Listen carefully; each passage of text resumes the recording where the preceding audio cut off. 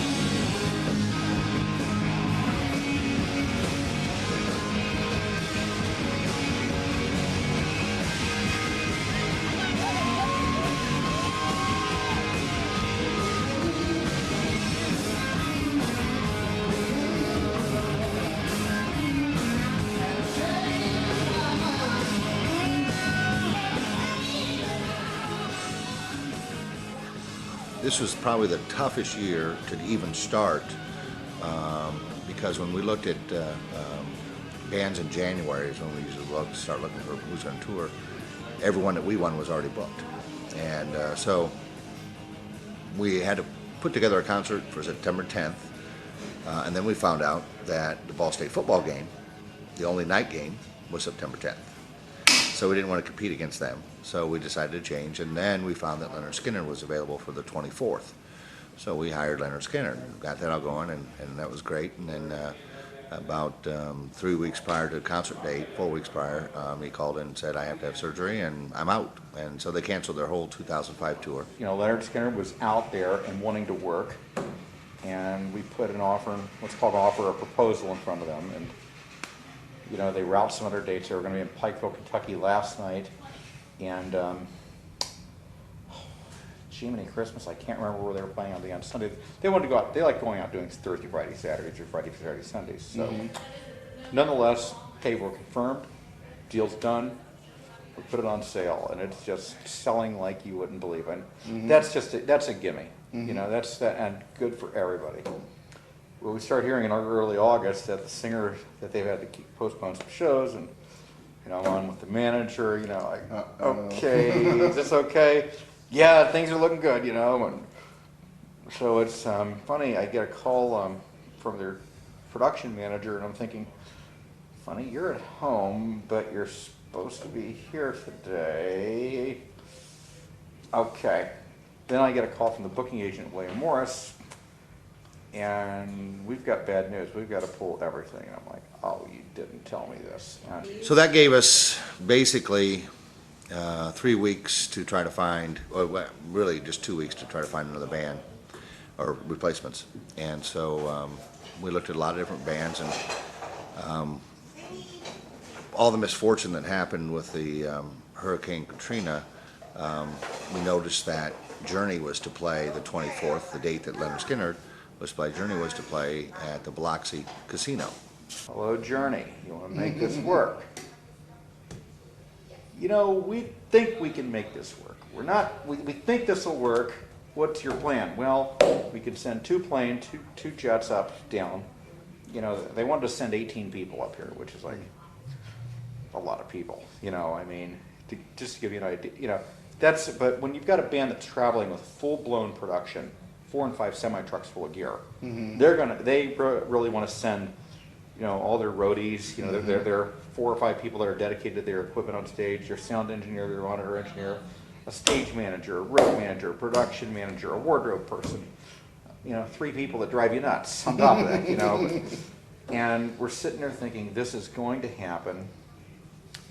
And then the band goes, you know, it is just not, we thank you very much, but it's not our way of moving, of playing, then flying, in reality, for about 2.5 hours. Playing the next night, and then flying again for about an hour and a half to 2 hours. They just felt that it'd be too much wear and tear. And I guess the counter to that, you could say, well, you're going to be in those big sleeper buses, but in my days of doing production back, you know, I actually used to be young. Believe it or not, I was young once, and when we would do multi-shows, I had to ride on buses like that a lot. And you know, it's one thing to get on one of those. It's another thing just to get on a plane and try to relax. And some people, you know, and with that said, a lot of bands fly after they play, but it's one thing to say, you know, tonight the Rolling Stones are playing in my hometown of Columbus, Ohio. Afterwards, they're going to fly to wherever they're basing out of. Probably should be hypothetically, it's Chicago or something.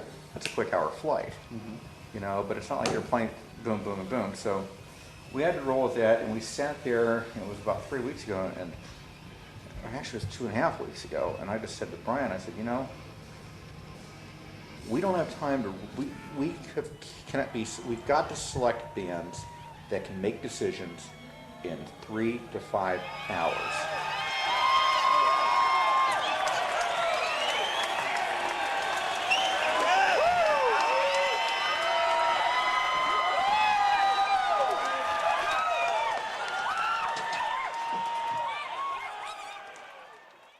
Okay, we're here with Brian Lau. Tell us what's happening so far. Everybody has set up chairs and set up stages, and vendors are here. And Yep.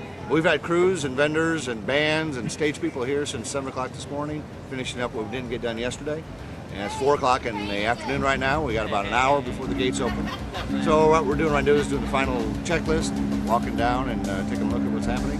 And then we're going to clear everybody out of here and then open the gates and let everybody back in. okay, and you expect the crowd tonight. I see a lot of chairs, and a lot of people's been talking about this concert. Yeah, we're hoping for a good crowd. We think we're going to have a nice crowd, nice evening. Weather held up for us, so it looks good. Looks real good. We got blessed. Yes. So all in all, it looks real good. So now we're going to do a little training session for the gate people at 4 o'clock, and so that's where we're heading at right now. Okay. All right. The Loverboy one is going to Loverboy green room, and the Steppenwolf one is going to Steppenwolf green room. And put a pen, a Sharpie next to it, and if they sign up, ready. Okay? Thanks. Basically, 55s are sold out. Here you have the 40s on either side of the center section. Then you have 25s on the sides of those $40 sections. And then 30 and 30. Okay? So that's all we're selling right here. 40s, 25s, and the 30s. Okay? This gate sells this side. This gate sells this side. Okay? So when you're there, if someone says, where are these seats, there's also going to be someone out to help them. But they're on this side. If they're in C, they're obviously toward the stage, and E's in the middle of Charles Street, and then C. So basically you can almost point to the right over there, and then you'll be able to find your sections. Go ahead, boss. Not long. We don't get stuff. You want your first? Get your IDs over there. You want to drink any beer? Probably. Probably. We had Foghat done, so I said, let's look at Loverboy, Cheap Trick, John Kane, and Steppenwolf. You know, we put the proposals out in front of Loverboy and Cheap Trick first, and Loverboy comes back and says, yes, within hours, Good. which is great. And here comes Cheap Trick, who said, thank you very, very much. And coincidentally, Cheap Trick was in Indianapolis doing a private show that day. Is that right?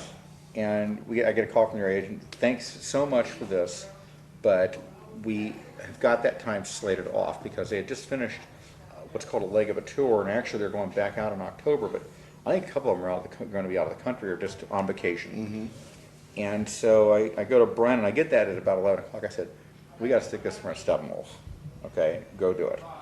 And I get it there, and they're like, well, we want to get back to you next week. I'm like, no. It's Thursday. We're gonna do this now, or we're not gonna do it. And so I finally wrapped it up at like 8 o'clock at night, and we were happy with it. Considering that we could have had nothing, we had something. And with that said, I think when you really look at the whole scope of it, here's kind of come a Foghat. They're going to play an hour tonight. They're going to play about 12 songs. Most of them are radio songs. Loverboy, an hour. Straight across the board, Loverboy plays all songs that were on the radio. In fact, I was talking with Brian from Max Radio. Love that station. They should let me do a segment on that. They should. But with that said, I said, we were talking about Loverboy, and I said, that band, when they do about a 90-minute set, every song they play was all on the radio, and not just limited to a certain region like you have sometimes, but San Diego to Bangor, Maine, Miami to Seattle, everything they play was had Everybody knew it. charted radio about it, and that's something that a lot of bands can't say. Right. I mean, the Stones can't even say that because they'll play an obscure song, that didn't get a lot of radio airplay. It's suddenly it's in its time, but. People and here, will say, "What's that?" Absolutely, and here's John Kay and Steppenwolf. Which today, in indie radio, I heard Magic Carpet right. I heard it on Max here. That song and Born to Be Wild are just staples of radio, It's icons. of classic rock radio, and not to mention when he throws in something else, like Hey Lottie Mama or maybe The Pusher. As an example, I am really showing my age coming out with these things. But I can relate for to ladies all of only. They had a lot of. There was a lot of hits there. Got a lot of popcorn there. Right. That's not even part Our of it. grand opening today. Oh yeah? Yeah, we're on 118 South Walnut. Really? This is gourmet popcorn. We make it fresh every day. And we have cheddar, white cheddar. We have yellow cheddar. And we You're have giving a free commercial for TV. famous popcorn. You're giving a free commercial Thank for you TV. so much. Appreciate it. We appreciate it. Then we have our house mix. Our house mix is white cheddar, yellow cheddar, and caramel. And the caramel is sweet, the yellow cheddar is cheesy, and the white cheddar is salty. So put them together and you got the perfect combination. Come see us.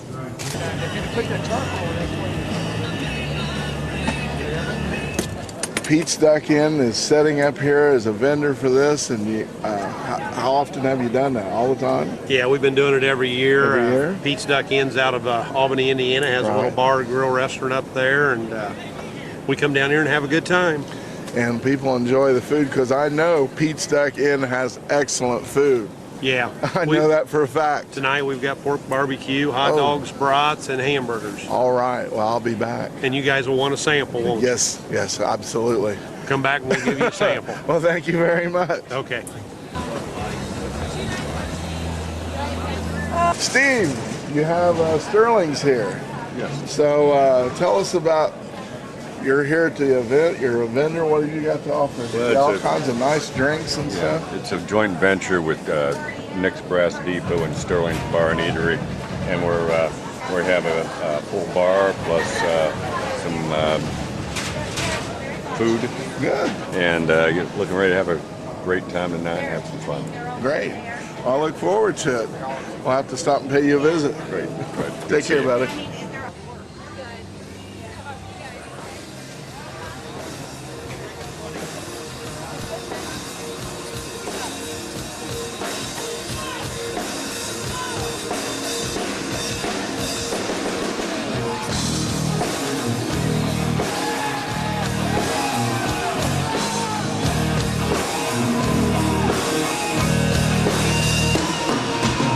And I'm here, I'm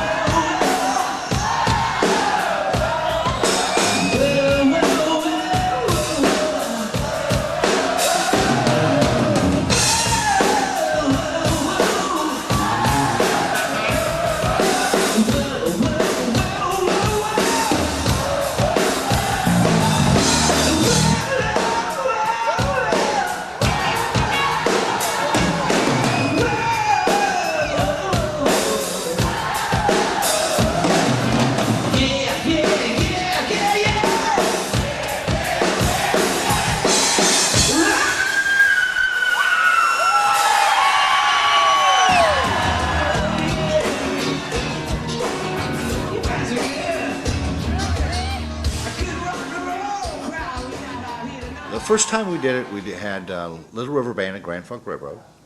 The next year we had Atlanta Rhythm Section, Bachman Turner Overdrive, and Foreigner. And then last year we had Kansas and Peter Frampton. And so we've stuck with mostly classic rock, arena rock, if you want to call it that. We'd love to see an REO come in here someday. We'd love to see Journey, Styx. We'd like to see Steve Miller.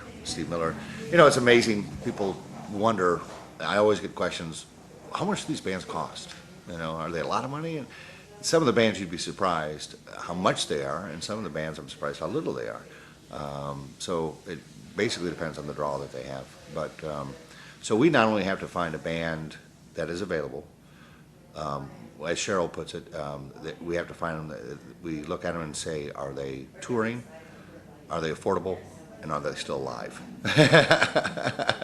And so we have to find out for the size of space we have. We have to make sure that they're affordable. I mean, we can't sell $100 tickets, and we don't want to sell $100 tickets. We want to, make this an affordable event and a fun event for the community. And so we have to look at price as well.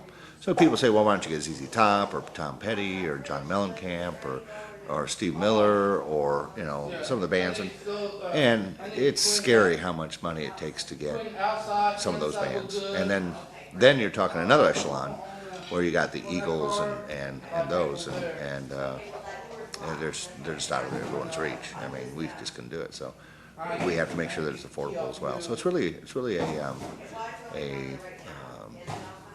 you start with a big group of bands, but it gets filtered down to a pretty small group by the time we're done.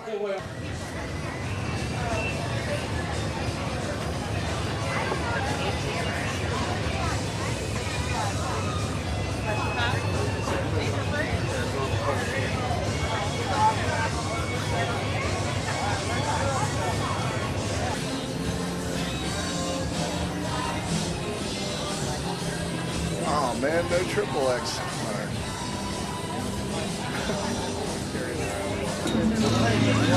You guys want to try to go around again or what? Yeah, if we can go down, we can try to go down. We got a shorter press pass. See right here? See that? See? Right there. Edit that out. Yeah. Right there. How old do you think Roger is? Oh, I saw it because I was 25, 30 maybe? So, is that right? 25, 30? 25, but just reverse it. Yeah. Right. Yeah. Yeah. You get dyslexic with those numbers there and you got the age right. Yeah, that'll be edited out. Ladies and gentlemen, the people from WLBC.